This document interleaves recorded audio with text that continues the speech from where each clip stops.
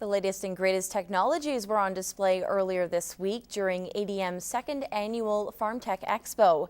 It's marketed as an intimate event, a chance for producers to have more time with exhibitors. 11 vendors were on hand, and as you'll see in this week's Agriculture Report, canola was front and center. Harvest may be complete, but that doesn't mean the work is over for local producers. Farmers from around the region were on hand for this year's Farm Tech Expo. One of the key focuses, canola. Greg Costel spoke on the topic. He's worked with various grain companies assessing why the markets do what they do, trying to understand current and future market trends. There's some pretty good demand elements around here, but we have learned that canola is essentially another oilseed consuming choice, and there are limitations as to how high canola can go. Prices right now are at the second highest level ever seen. With a strong global demand, prices are in the $13.50 range, flirting with $14 a bushel, making crop yields that much more important. Craig Shaw is a farmer from the Red Deer area. For the past year, he's been involved in a research project to determine if a vacuum planter, commonly used for corn and soybeans, could be used for canola to save seeding costs. Generally, with a planter, we've been able to, say, cut the seeding rates in half and still maintain our yield. And when canola seed is very expensive, that has an attraction to producers. The Ag Canada Research Station is involved in the project now a year in. Results have shown more uniform crops in the fields.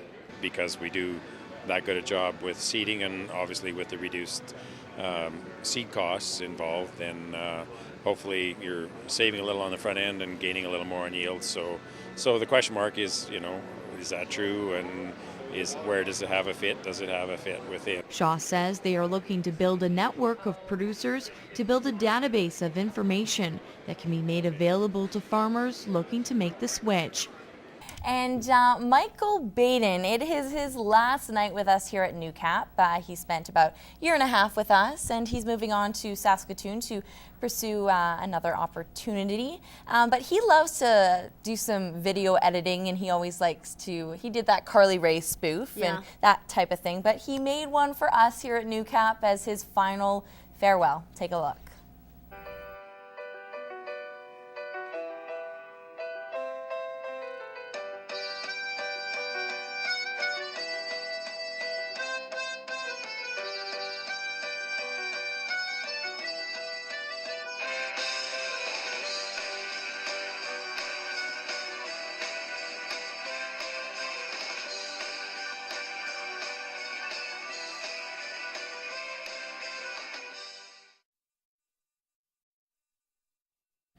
So we'd like to say a big thanks to Mike Baden and all the best. And that's all the time we have tonight. Have a lovely evening. Good night. Good night.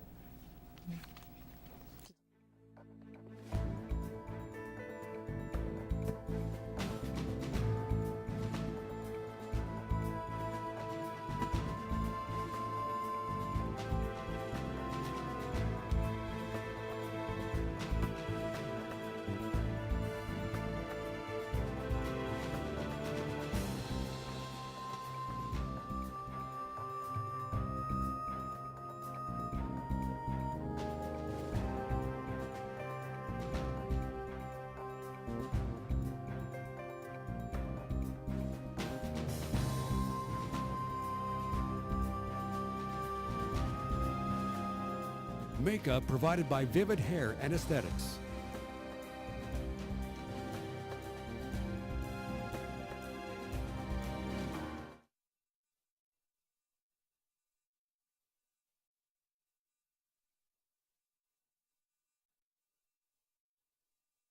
Tonight, voicing their displeasure, the Concerned Citizens Group spoke out in support of saving a portion of the Dr. Cook from being demolished.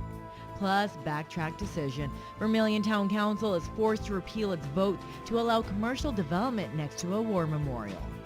And Movember movement. With just one day left in the campaign, we take a look at the importance of men getting tested regularly.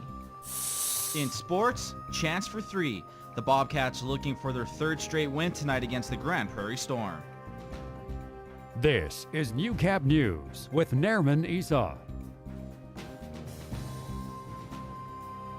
Good evening. Thank you for joining us.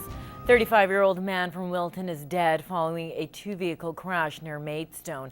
It happened around 7 this morning. RCMP say the victim, who was driving a pickup truck and a semi, collided. The victim was ejected from the truck and was pronounced dead at the scene. The semi-driver was not hurt. Now, police say while there was light blowing snow at the time, road conditions were reported as fine. The victim's name has not been released until next of kin have been notified. The crash is under investigation. Well, the Dr. Cook Extended Care Center is once again making headlines. This time it was during the monthly board meeting for the Prairie North Health Region. Members from the Lloydminster Concerned Citizens Group met with the board to voice their displeasure with the possibility a portion of the facility may be torn down. There's a lot can be done with that building. And They came with a mission. Yes, I'm an old physician. Maybe I'm talking nonsense, but the time has come that you young people around this table need to think about it seriously. Thank you. The Prairie North Health Region's monthly meeting had an audience. The Lloydminster Concerned Citizens Group wants to keep the wall standing on a portion of the Dr. Cook Extended Care Center. With a new facility slated to be open next year, the south wing of the building was on the chopping block. The fact that we're all aging very quickly should come as no surprise, and yet there's no planning. Linda Graham presented their case to the board. They are looking at ways to retain the wing, seeing how the need is there and is growing. We need to work more on prevention. That building would lend